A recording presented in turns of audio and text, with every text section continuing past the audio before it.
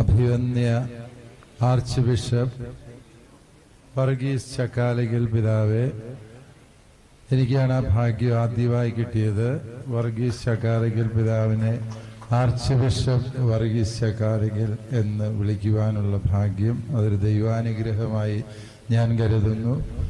ഇത് ദീർഘമായ പ്രസംഗത്തിന്റെ സമയമല്ലാത്തതുകൊണ്ട് ഞാൻ വിചാരിക്കുന്നു, നമുക്ക് മലബാറിന് ലഭിച്ച പരിശുദ്ധ പിതാവിൻ്റെ ഏറ്റവും വലിയ ഓശാന സമ്മാനമാണ് ഈ അതിരൂപത പ്രഖ്യാപനത്തിലൂടെ സംഭവിച്ചിരിക്കുന്നത്.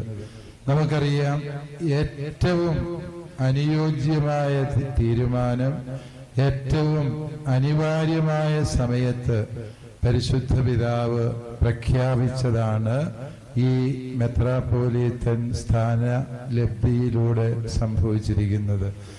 നാം എല്ലാവരും ഈ കാര്യത്തിൽ വളരെയേറെ സന്തോഷിക്കുന്നു. പ്രത്യേകിച്ച് മലബാറിലെ കുടിയേറ്റ ജനതയ്ക്ക് ഒരിക്കലും വിസ്മരിക്കാനാവാത്ത സാന്നിധ്യമാണ് ഈ കോഴിക്കോട് രൂപതയും അതിൻ്റെ അഭിവന്യരായ പിതാക്കന്മാരും.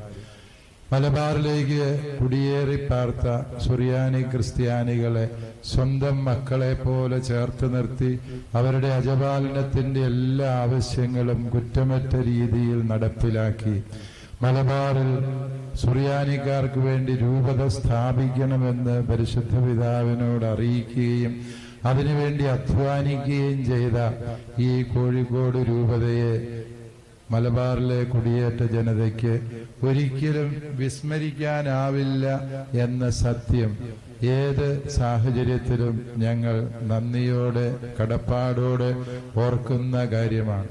അങ്ങനെ ഞങ്ങളുടെ മാതാവായ, രൂപതകളുടെ എല്ലാം മാതാവായ, മലബാറിന്റെ അമ്മയായ കോഴിക്കോട് രൂപത മെത്രാപ്പോലീത്ത പദവിയും അതുപോലെ അതിരൂപത പദവിയും ഒരുമിച്ച് ലഭിക്കുന്ന ഈ സാഹചര്യത്തിൽ അത് നമുക്കെല്ലാവർക്കും സന്തോഷമാണ്.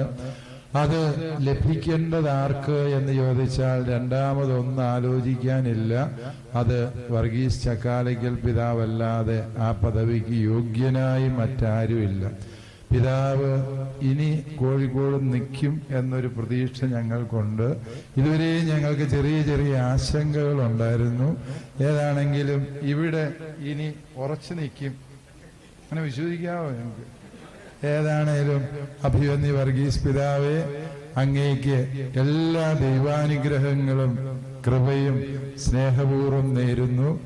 ആർച്ച് ബിഷപ്പാവുക എന്ന് പറയുന്നത് ബിഷപ്പായിരിക്കുന്നതിനേക്കാളും ഒരു സ്ഥാനമാണ് എങ്കിലും അതൊരു കഷ്ടപ്പാടാണ് എന്ന് എൻ്റെ ചുരുങ്ങിയ കാലഘട്ടത്തിലെ അനുഭവം കൊണ്ട് എനിക്കറിയാം.